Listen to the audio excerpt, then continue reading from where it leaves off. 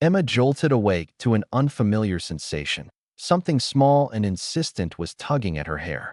Her eyes snapped open to find three furry creatures, no larger than house cats, perched on her chest. Their enormous amber eyes studied her with what could only be described as profound disappointment. "You're late for our scheduled briefing," the middle one announced in perfect, albeit high-pitched, English. Emma blinked, then blinked again. The sterile white ceiling of the interstellar transport ship Odyssey came into focus above her. Right. She wasn't on Earth anymore. She was 3 months into humanity's first deep space diplomatic mission to the Kepler 442 system. What? Emma managed, her voice rough with sleep. The creature on the left, striped in shades of silver and blue, chittered something that her translator implant rendered as an exasperated sigh. "The briefing, human Emma. We convened at 0600 ship time. It is now 0647. This is highly irregular." Emma carefully sat up, causing the three beings to hop onto her lap with surprising agility. She recognized them now from the mission files: Valkyrie cubs, the adolescent offspring of the Valkyrie species.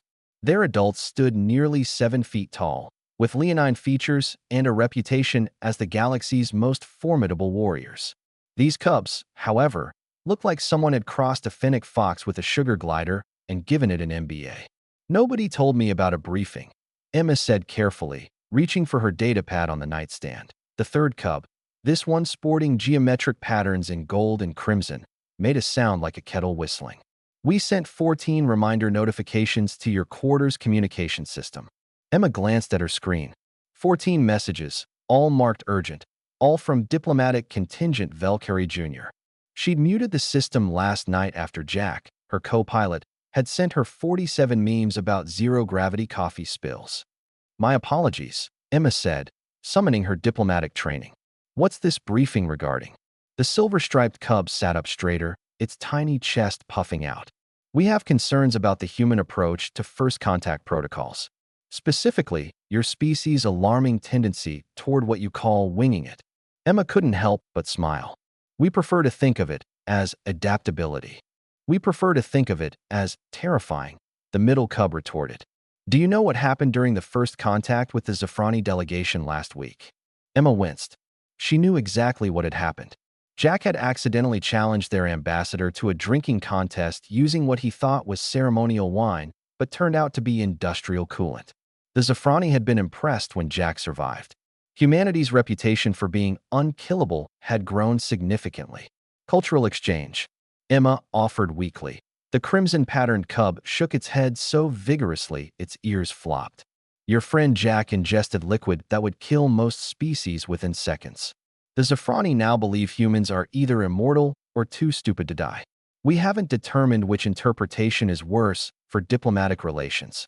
"To be fair," Emma said, "Jack has a degree in xenobiology. He knew his liver could process it." "Did he, though?" the silver cub challenged. "Or did he just hope really hard?" Emma decided that discretion was the better part of valor and changed the subject.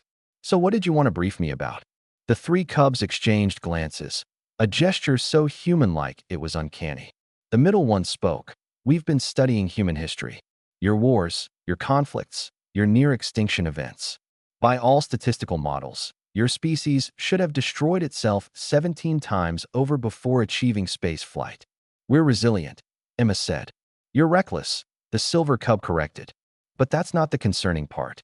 The concerning part is that somehow, impossibly, your recklessness works. You solve problems that would take our best minds years to calculate by doing something random and seeing what happens." Emma thought about humanity's greatest achievements. The moon landing, achieved with computers less powerful than a modern calculator. The cure for the Somali plague, discovered by accident when a researcher spilled coffee on a sample. First contact with the Andromedans, established because a human child waved at their scout ship. "We're creative problem solvers," she said diplomatically. "You're chaos incarnate," the Crimson Cub said, but there was something like admiration in its voice. "And that's why we're here." Emma's eyebrows rose. "I thought you were here because the Valkyrie Council wanted to expose their youth to human culture." "That's the official story," the middle cub said, lowering its voice conspiratorially. "The truth is, we volunteered. We wanted to learn from you." Learn what exactly? The silver cub's ears perked up. How to be brave when you have no reason to be. How to laugh when everything is falling apart. How to look at a problem that has no solution and solve it anyway. It paused, then added, Our people are warriors, human Emma. We train for combat from the moment we can walk. But you humans? You don't train for war. You train for hope. And somehow, that makes you more dangerous than any weapon. Emma felt something tighten in her chest. These cubs, barely old enough to leave their homeworld, had traveled across the galaxy to learn courage from a species that made it up as they went along. We're not that special, Emma said softly. You are, though, the Crimson Cub insisted. Last week, when the ship's oxygen processor failed, what did Jack do? Emma remembered. The backup systems had frozen. They'd had maybe 20 minutes of air left. Jack had torn apart his personal guitar, used the strings to bypass the frozen relay, and jury-rigged a solution using dental floss and what he swore was positive thinking. He fixed it, Emma said.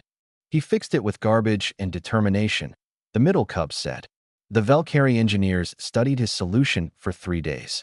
It shouldn't have worked, but it did, because he believed it would. A chime sounded from Emma's comm system. Jack's voice crackled through. We've got a situation. The captain needs all hands on deck. Something's wrong with the navigation array, and we're drifting toward an uncharted asteroid field. The cub's ears all swiveled toward the speaker. Emma saw something in their eyes. Fear, yes, but also anticipation. They wanted to see what the humans would do.